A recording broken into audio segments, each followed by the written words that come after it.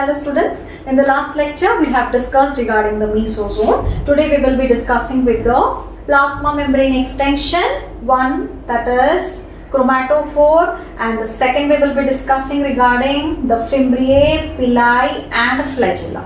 Okay, so let us see. We'll start with the first structure that I am going to discuss is regarding the chromatophore. I have not labeled this here. So this green colored one is the chromatophore. So what is chromatophore?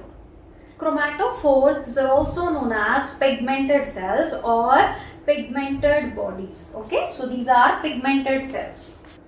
Pigmented cells or colored bodies. These chromatophores, they are originating from the plasma membrane and hence we are calling it as an extension of the plasma membrane. If you observe here, these green colored structures which I have given, those are chromatophores. They are colored because they are having certain pigments, and here if you observe, these are produced from the third layer, children, inner layer, that is the plasma membrane. Plasma membrane, it is forming different kind of pigments and they store inside a sac-like structure or a cavity-like structure, and this cavity-like structure, it is quickly pinched off from the membrane and it is released into the cell cytoplasm. Okay, if you should not get confused, children. Here I have given a chromatophore which is attached to the membrane, and I have given some of the chromatophores which are present in the cytoplasm. So you have to understand that the plasma membrane is producing this and later it is pinched off from the membrane and it is freely present in the cell cytoplasm. Clear? Now, so these pigmented cells or colored bodies in the prokaryotic cells or the bacteria, they are mainly performing photosynthesis. Why these pigments are present? What is the function of pigments? In the case of plants also we have certain pigments. What is the pigment, children? Chlorophyll. The major pigment that is present in the plants are chlorophyll, and there the function is the photosynthesis. In the same way, in the prokaryotic cells also we have these colored or pigmented cells which are performing the function of photosynthesis. So they will perform photosynthesis. Then again, the photosynthesis is performed only by few bacterial species. Not all bacteria are photosynthetic. Only few species are photosynthetic.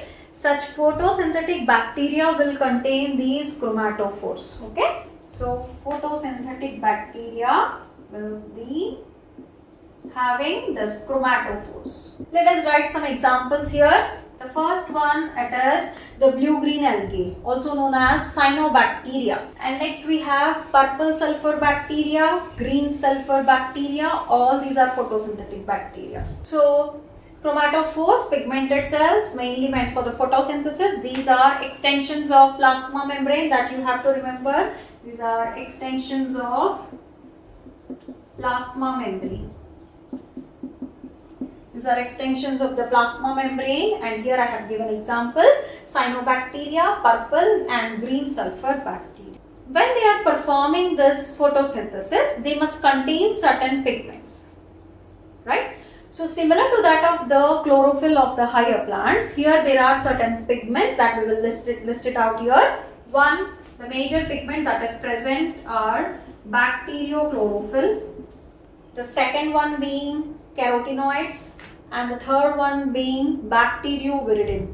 So these are certain pigments that are present in the chromatophores. With the help of these pigments, they will trap the sunlight or solar energy and they will perform the photosynthesis. So these pigments are seen in the photosynthetic bacteria. Okay.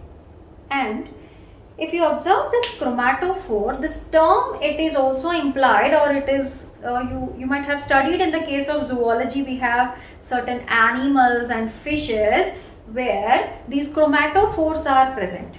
Yes, chromatophores means they are colored bodies, but there the functioning of the chromatophore is slightly different.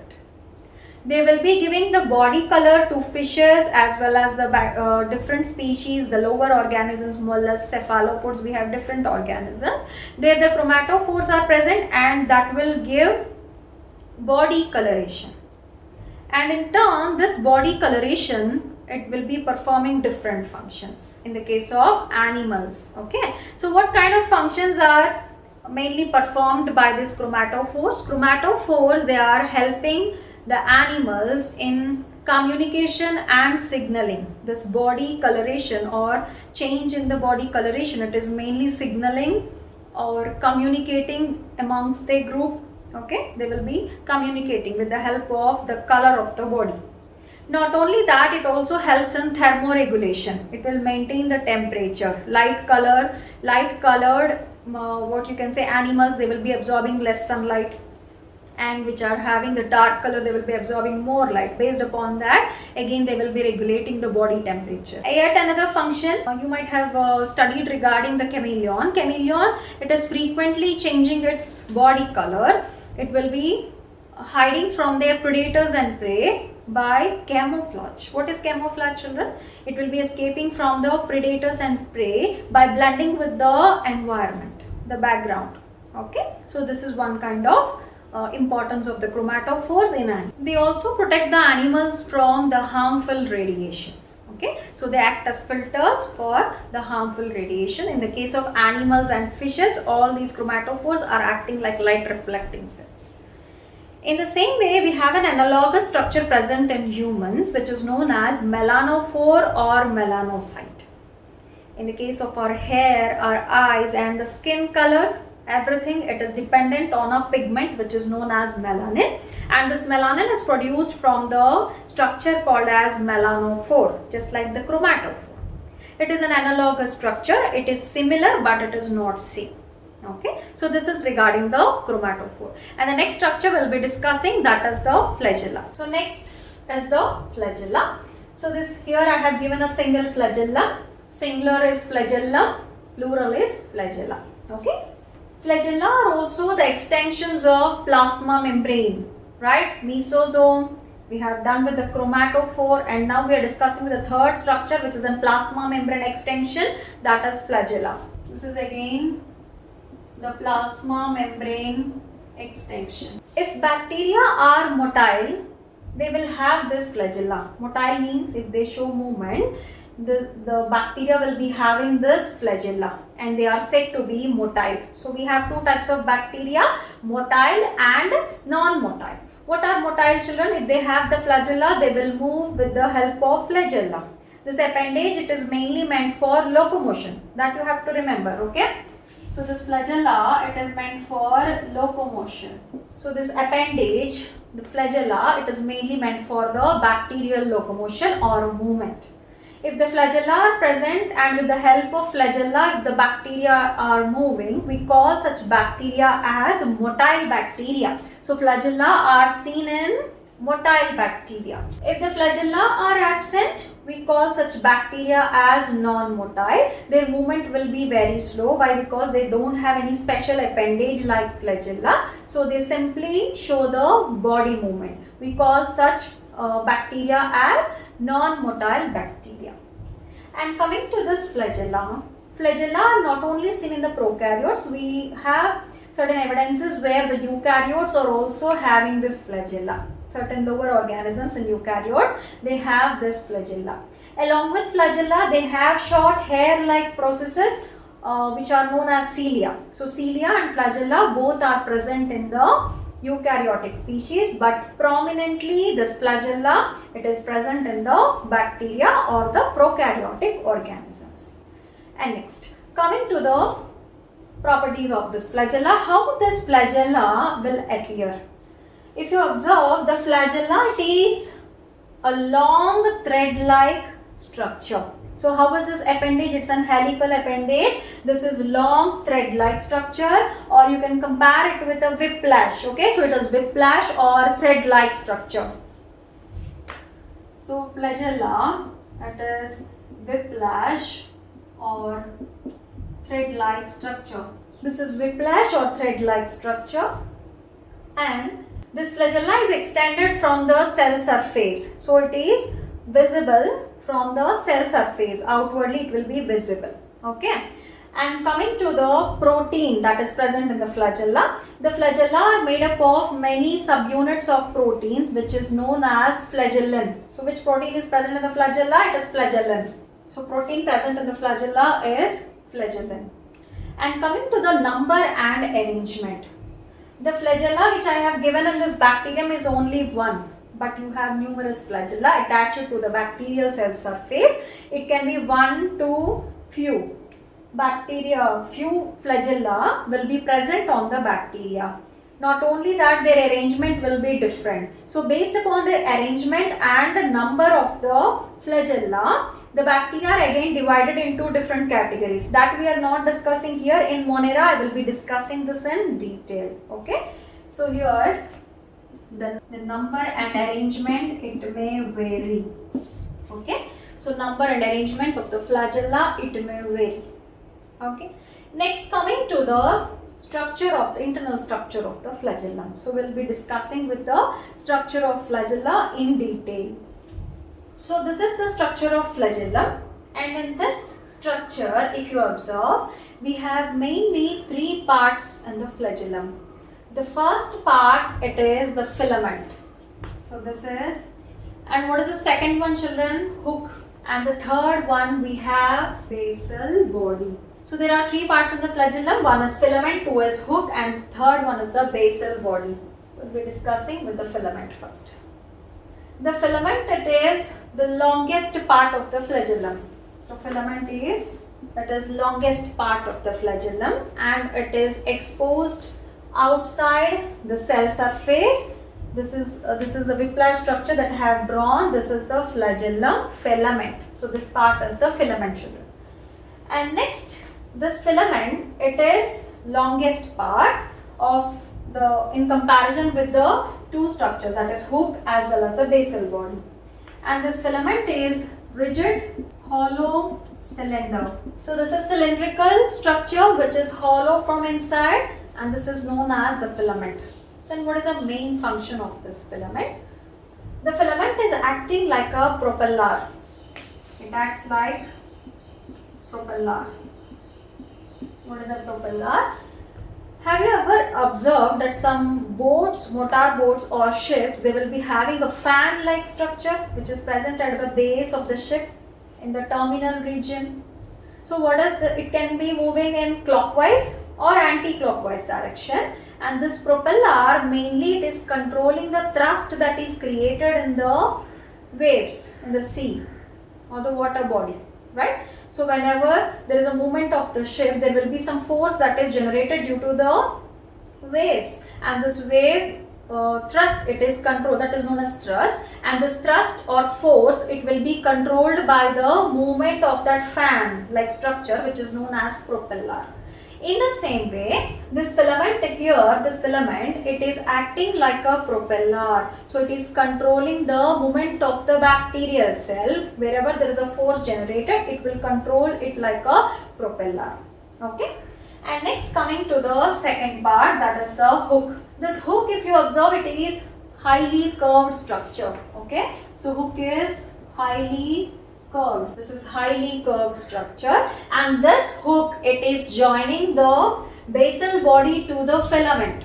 So what it is doing, children? It is connecting the basal body structure to the filament.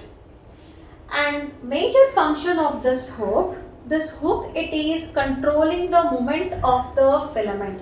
How it is controlling the movement of the filament? It mainly allows the bacterium in certain direction, and it will not allow the bacteria to go in the, what you can say. So what is the major function of this hook? The hook will be controlling the movement of the bacterial cell. How it is controlling? The swimming as well as the tumbling movements of the bacteria will be possible with the filament. Why? Because the hook is flexible to swimming as well as tumbling, but the twisting movement, it is not at all possible. Here the hook is rigid towards the twisting movements. It will create a damage to the bacterial cell, and hence it is not allowing that movement. with the help of this curved shape. It will not allow the twisting of the filament. It only allows the tumbling movement as well as the swimming, simple swimming movement. Okay, so this is a major function of the second part, that is the hook. And lastly, we have the rod-like structure, which is known as basal body. So basal body is rod-like. This is rod-like. Basal body is rod-like structure, and this rod, it is completely embedded inside the cell envelope. What is cell envelope? I have discussed in the last topic, children. Cell envelope means all these three together constitute the cell envelope. Cell wall, plasma membrane and the glycocalyx together constitute the cell envelope. Okay, so this cell envelope, here the basal body, it is completely placed, or it is completely present inside the cell envelope, embedded inside the cell envelope. Okay, this is rod-like and it is embedded cell envelope. Then what is the function here? Before discussing with the function of the basal body, we have few important points to be discussed. Carefully observe the picture I have given. This rod-like structure, it has 4 rings. What are the 4 rings, children, I have given? L, P, S and M. So this is the cell envelope. I will label it for you. The first layer, the first outer layer is called as glycocalyx, alright? And the second layer, these two together constitute the cell wall, okay? And this, the last and final membrane facing the cytoplasm, means this red colored one, which is facing cytoplasm, it is known as plasma membrane. I am writing in shortcut, it is shortage of space. So this is glycocalyx, first one, second, these two constitute the cell wall, and the third one being the plasma membrane. These three together constitute the cell envelope.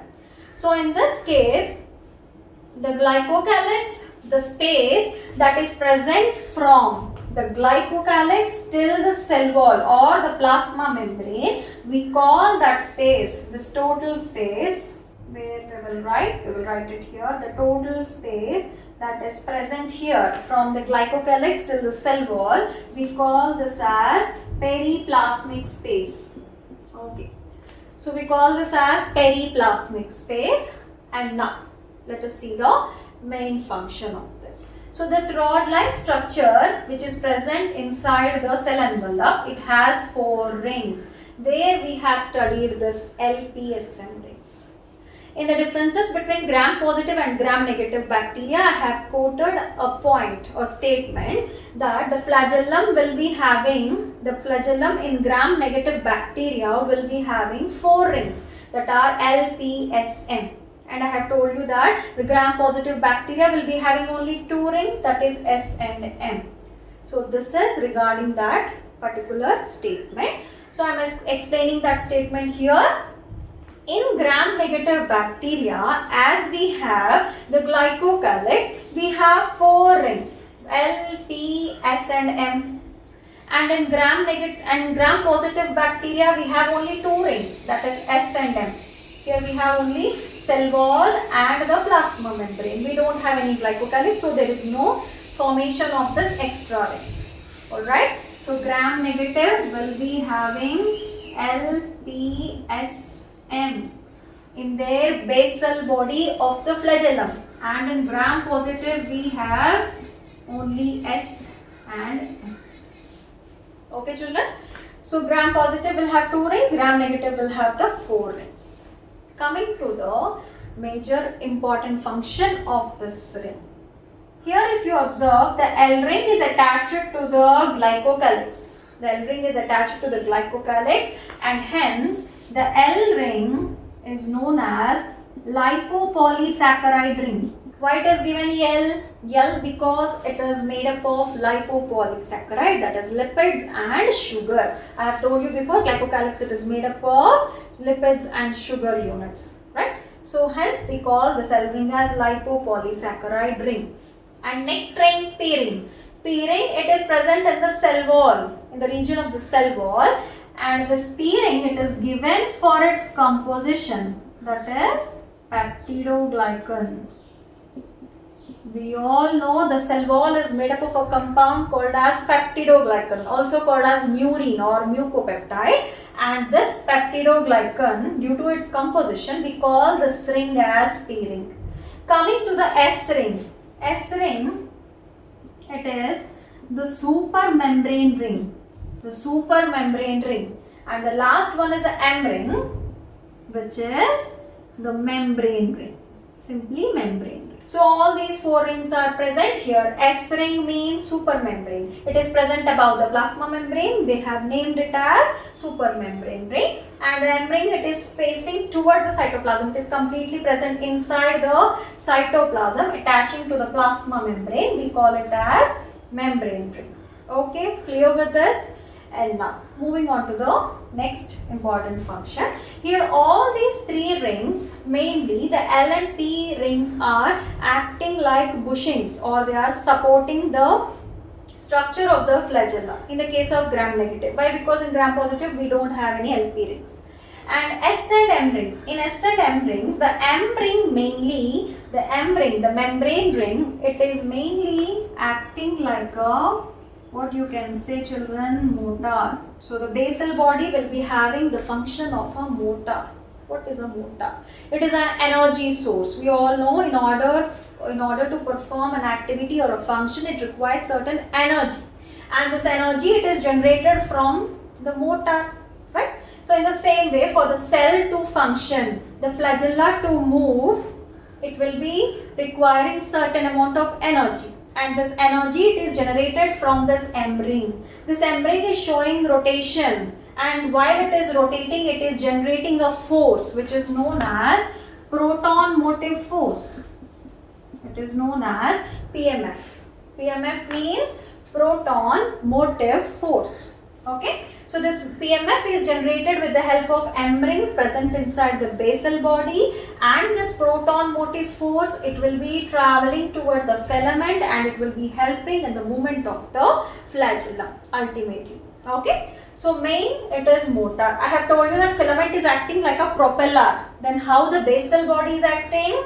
Basal body is acting like a motor. It is an energy source. We are not going to discuss what is PMF, how these protons are moving, how they are giving rise to energy. That we will be, it is not required here. So this proton motive force generated, that is converted into energy, and that will help in the locomotion of the bacteria.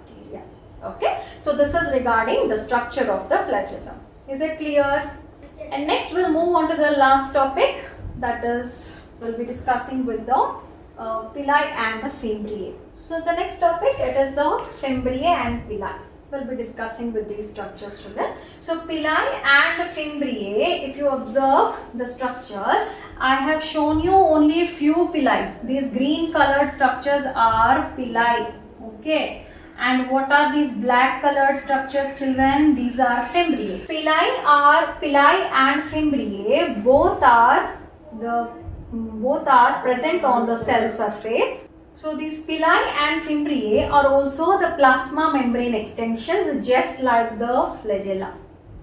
But the pili are few in number. Children, if you observe, these are tubular and long projections that are present on the cell surface of the bacteria, and these are few in number compared to the other structure which is known as fimbriae. These fimbriae are short hair-like processes, and these are few in number. What is the main function of this fimbriae or pili?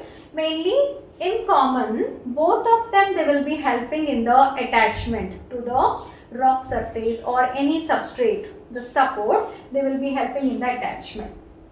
But the major unique feature of this pili, the pili, is to help in the mating process. Okay, so pili are mainly helpful in the mating process. Mating process between the compatible strains of bacteria. In bacteria, we don't call the bacterium as a male or female. We simply call them as plus and minus. Minus for female and plus for the male strain. And both those strains, when they come together, they will be forming a bridge, a contact. And this contact is mainly done with the help of the pili. Not only that, after establishment of the contact, the genetic material will be passing from one strain to the other strain. That is, DNA exchange will be taking place. Not exchange, the transfer of DNA will be taking place. And hence, we call such pili which are participating in the mating process, we call them as true pili. They are known as true pili. Normal function, common function of the fimbriae is attachment. I have told you, in search of nutrients or any food source, they will be helping along with the fimbriae, or also the attachment I have told you. But here the major function of the pili are said to be the true pili if they are participating in the process of mating. Okay, then coming to the protein present in them, fimbriae as well as the pili both are made up of a protein known as pillin. The protein which is present in the pili and fimbriae, pillin, both pili and fimbriae. There is no mention of the protein present in the fimbriae, children. You have to remember that both the pili as well as fimbriae, they are made up of the protein called pillin. So this is regarding the processes which are present on the cell surface, that is fimbriae and pili. The last topic that we are discussing for today, that is the inclusion bodies.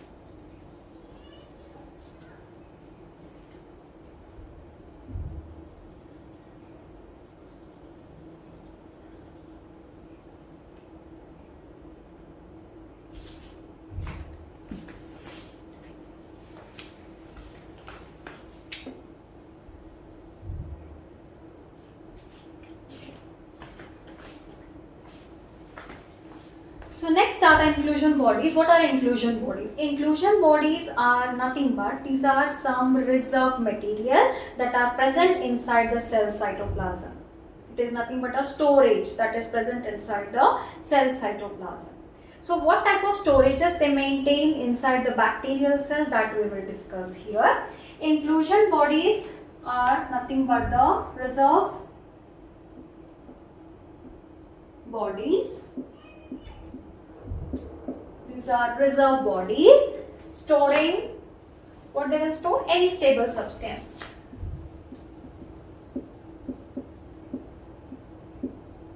Okay. Now let us quickly see what type of reserve food material can be stored. So I have given different type of inclusion bodies here, children. I have colored it in order to demarcate from each other. So here let us say this is the first, second, third, fourth, fifth. All these five will come under inclusion bodies along with the vacuole, the gas vacuole. This is also an inclusion body. Why? Because it is storing the air inside it. Okay. So let us see what all these five are. This pink one will also have a membrane, and here also the violet, the purple color is also having a membrane. All these three are non-membranous. Okay, that we will see. So we have two types of inclusion bodies in bacteria. One is being membranous and the other is being non-membranous. First we will deal with the non-membranous one. Non-membranous residual bodies or reserve bodies. These bacteria, during the stress condition or scarcity of nutrients or availability of nutrients, they will be storing certain reserve food material or reserve food chemical compounds which will be helping in its further metabolism, or during any scarcity or unfavorable condition. What they will do? Just like what we store at the home, right? So we are storing, now it's the lockdown time, we all know we are storing grocery items, everything which is required for more than 2 or 3 months. In the same way, during unfavorable condition, all these reserve food material will be useful for the bacteria. Okay, so let us see what type of reserve food material will be stored inside the bacterial cell. The first non-membranous residual structure or reserve body includes the glycogen granule. So glycogen granules are reserve food material which are storing the starch. Which substance they will store? Starch. Okay, So they will mainly store the starch. So let us say this is glycogen granule. I have written GG, that is glycogen granule. And if you observe, I have not drawn any layer above it. So there is no layer here, or you can say membrane around it. Simply that residue, starch residue, is directly present in the cell cytoplasm. And next we have the second one, which is known as synophysin granules. Synophysin granules. Synophysin granules are also known as myxophysin granules, and these granules are the reserves of protein. What they will store? They will store protein. And let us say this is, you will write this is synophysin granule, CG. I have given it as CG. And next, the third non-membranous granule that is present is the phosphate granules. Tell me what it is storing? Phosphate, right? So these phosphate granules are also known as acidocalciosomes. Why? Because they are mainly acidic in nature. The phosphate will have the negative charge, it will be imparting the acidic nature. This type of granules are mainly allowing or increasing the stress resistance in the bacteria. Okay. So these are the three type of non-membranous granules. So here we will label phosphate granule. So let us say this green colored one is the PG, that is phosphate granules. Okay children. So all these three are the non-membranous granule, glycogen granule, and this is the synophysin granule, and this is the phosphate granule. Glycogen granule stores starch, synophysin protein, and the phosphate granule will store the phosphate. Okay. And coming to the membranous granules, I have given membrane over these granules. If you observe carefully, I have given the pink color outside which I have given a black colored outline, which means it has a membrane. And again I have given a purple color over which the black color line is given, that is also the membrane. So we have two types of membranous granules. We have other granules also, we are not discussing here. We have two granules which are membranous granules. The first being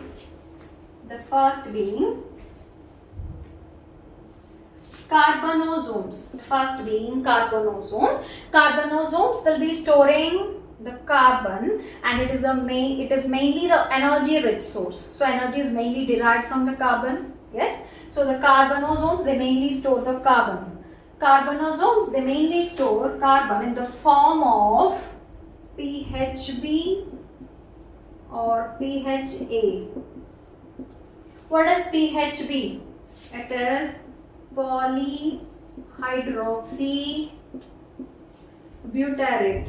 Then what is PHA?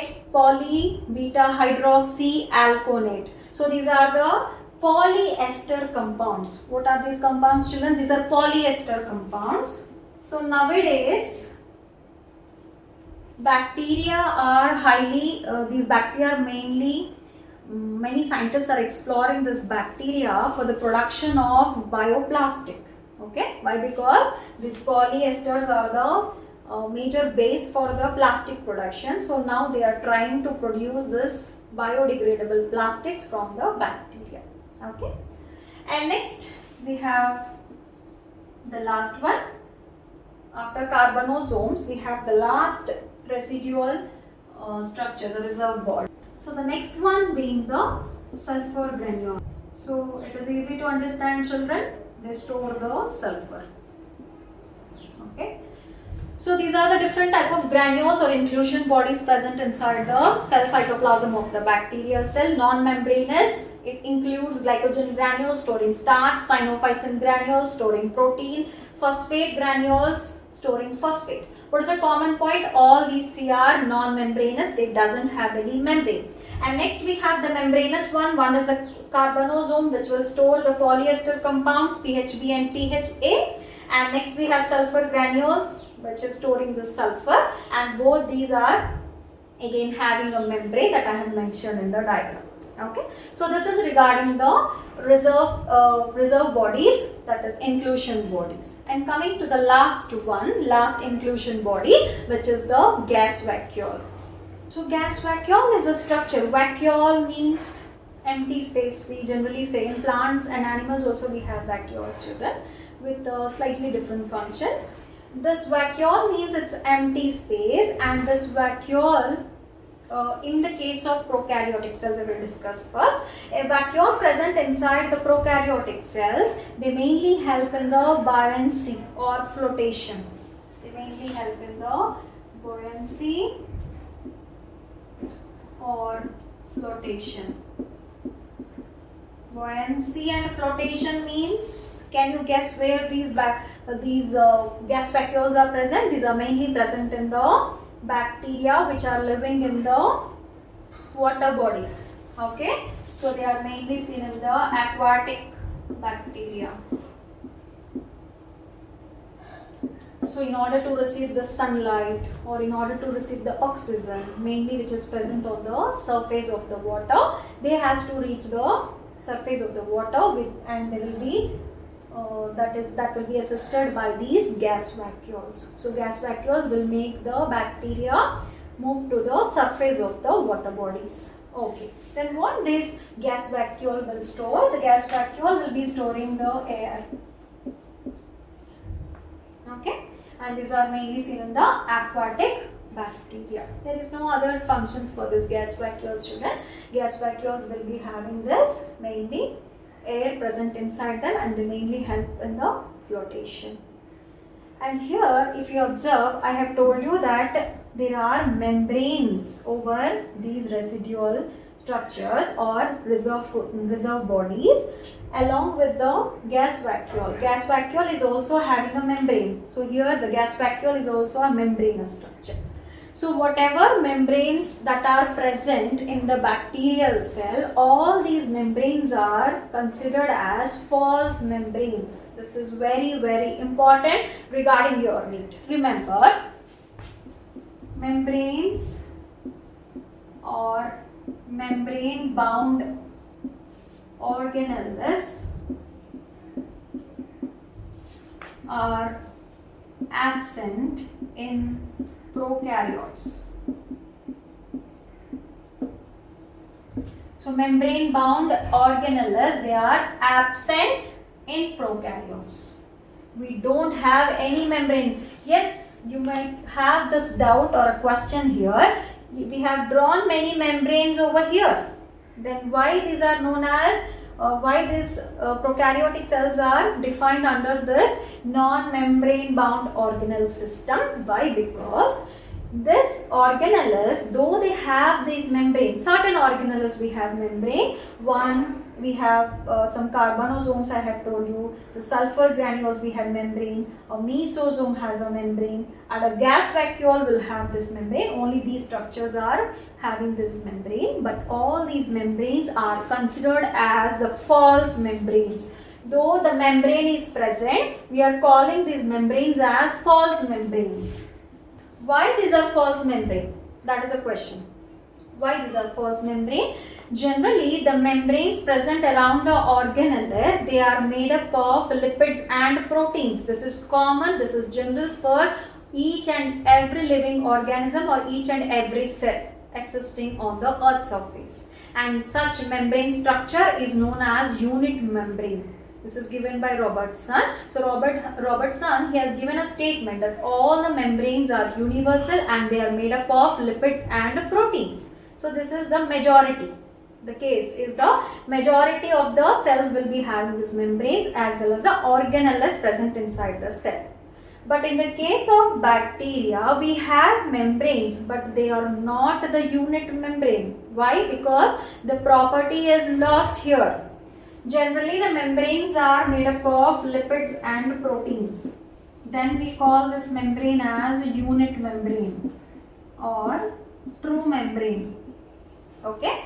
When it is called as true membrane, children, if the membrane has both lipids as well as proteins, we call them as true membrane, which is the unit membrane. Unit membrane because all the cells will be having the common structure. But in the case of bacteria, though the membranes are present, they lack one of the component of the unit membrane. And which component is lacking here? The lipids. Clear? So here, the lipids are absent. absent. So why we are calling this membranes as false membranes, that you have to remember.